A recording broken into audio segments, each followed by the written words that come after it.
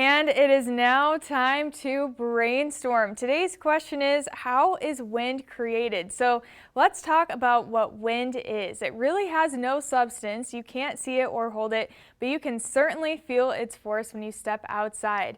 Wind is caused by uneven heating of the earth created by the sun's rays hitting the earth at different angles. So at the equator, the sun warms up the water and land more than it does for the rest of the planet. It's the warmest place on earth. So the pressure of an air mass changes based on its temperature because when warm air expands, it has a lower density compared to cold air. So the lighter warm air rises high in the atmosphere and moves towards the poles. Now that the warm air has lifted upwards, it leaves an open space beneath it. This creates a low pressure system in a process called diffusion. So the cold air from the poles then moves towards the equator to replace the heated air, and that's called a high pressure system.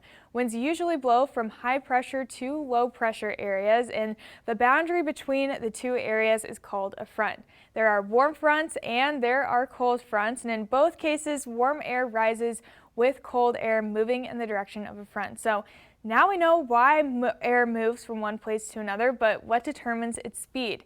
The bigger the pressure difference between the two areas, the faster that the air will move. So if you look at this diagram here, you can see the steeper the change in pressure, the quicker the wind will move from one area to the next. So that's just a little bit about wind, and we do have a very exciting announcement this morning. So starting this Thursday, we have a new sponsor for brainstorming that will be giving out prizes to whoever asks the question that I picked to answer. We'll officially announce that sponsor on Thursday, so make sure to be aware of that. Send in your questions to kq2.com to be answered by me directly on the morning show, and you could be the winner of a very sweet prize.